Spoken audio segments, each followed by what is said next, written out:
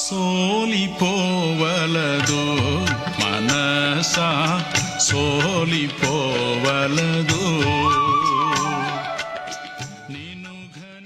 దేవునికి మహిమ కలుగును గాక. హల్లెలూయా. బాగున్నారా? ప్రభు కృప మీకు తోడైనను గాక. ఈ లోకములో మానవులు వారి సమస్యల్లో, కష్టాల్లో ఎందరో అధికారుల దగ్గరికి, ఆయా పరిస్థితుల్లో బంధువుల దగ్గరికి, ఆయా సమస్యల్లో, కష్టాల్లో మరి ఆత్మీయుల దగ్గరికి, స్నేహితుల దగ్గరికి పరిగెత్తుతూ ఉంటాం.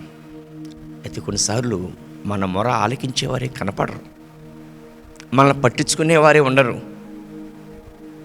ఏం చేయాలో అర్థం కాదు. ఒక్కోసారి సమస్యలు తరుముతూ ఉంటాయి మనిషిని.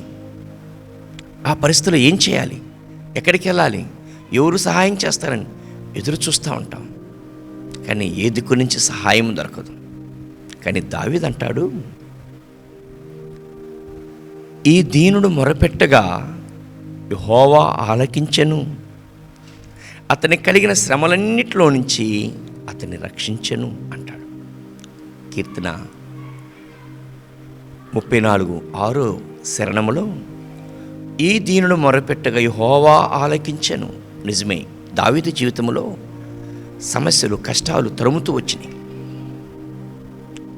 మామయ్య అయిన రాజైన సౌలు ఒకవైపు తరుముతున్నాడు. అక్కడి నుంచి తప్పించుకొని పారిపోతే సిక్లగు ప్రాంతానికి, లేకపోతే ఫిలిస్తీ ప్రాంతానికి వెళ్తే రాజైన అబీమెలెకు అతని అనుచరులు తరుముతున్నారు. తప్పించుకొని పారిపోయి ఒక గుహలో కూర్చున్నాడు. ఆ శ్రమలో తట్టుకోలేక ఇక్కడి నుంచి ప్రాణాపాయ పరిస్థితుల్లో పరిగెత్తుతున్నాడు. ఆ కష్టాల్లో దేవుడికి మొరపెట్టాడు, ప్రభువా, ఈ రాజు చేతిలో నేను చిక్కిపోయాను, నా పని అయిపోయింది అని, నన్ను విడిపించేవారు ఎవరు లేరని మొరపెట్టాడు. మొరపెట్టినప్పుడు దేవుడు ఆయన మొర ఆలకించి వారందరి చేతిలో నుంచి విడిపించాడు, తప్పించాడు, రక్షించాడు, కాపాడాడు. ఆ సందర్భంలో ఒక గుహలో కూర్చొని ఒక చక్కని కీర్తన రాశాడు. ఆ కీర్తన 34వ కీర్తన. నీతిమంతుని కలుగు ఆపదలు అనేకములు, వాటన్నిటిలో నుంచి అన్నిటి నుంచి యెహోవాని విడిపించును. అన్నిటిలో నుంచి విడిపించే దేవుడు, మొర ఆలకించే దేవుడు.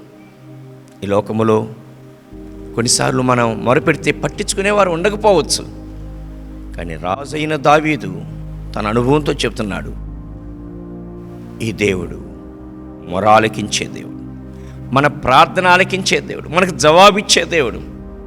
నువ్వు ఏ పరిస్థితిలో ఉన్నావో, ఎవరు పట్టించుకునేవారు లేరు, నానేవారు లేరు అని వేదన చెందుతున్నావా?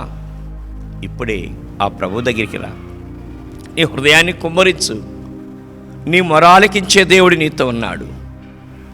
ఆపత్కాలంలో ఆయన సన్నిధిలోకి వచ్చి మొరపెట్టిన వారి మొర ఆలకించారు.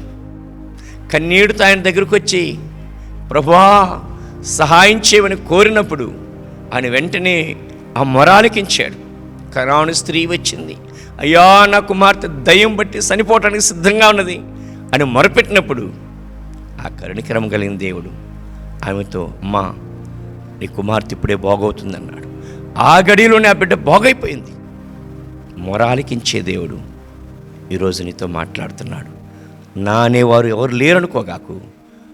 మన దేవుడు, మన ప్రభు, మన రక్షకుడు, మన ప్రార్థనకు జవాబిచ్చే దేవుడు, మొర ఆలకించే దేవుడు.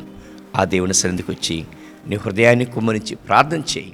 నీకు జవాబిస్తాడు, రక్షణిస్తాడు, నెమ్మదిస్తాడు, సమాధానమిస్తాడు. కుమారి సమాధానం గలదానమై వెళ్ళు అన్నాడు. ఆమె వ్యాధి నివారణై సమాధానం తొలింది. ఆ సమాధానకర్త దగ్గరికి రా, ప్రార్థన చేసుకుందాం. పరిశుద్ధులైన దేవానికి వందనాలు, స్తోత్రాలు. ఈ లోకములో అన్నీ బాగున్నప్పుడు మాకు దగ్గర అవుతారు. మా కష్టకాలములు అందరూ మమ్మల్ని వదిలేసి వెళ్తారు. కానీ మా కష్టాల్లో మీరు మాతో ఉన్న దేవుడుగా, మాకు సమీపస్తుడుగా ఉన్నావు. నీకు స్తోత్రాలు. మొరాలకించే దేవుడు, మా మొరాలకిస్తున్న దేవా, ఆ శ్రమలన్నిటిలో నుంచి మమ్మల్ని రక్షించే రక్షణకర్త నీకే స్తోత్రాలు చెల్లిస్తాం. మా ప్రియులను దీవించండి, రక్షించండి. ఈరోజే వారి సమస్యకు పరిష్కారము, నెమ్మది దయచేయమని క్రీస్తు నామంలో ప్రార్థించి వేడుకొనిస్తున్నాం తండ్రి. ఆమేన్. God bless you. ప్రభు కృప మీ అందరికీ తోడై ఉండునుగా. సెలవు తీసుకుంటాం.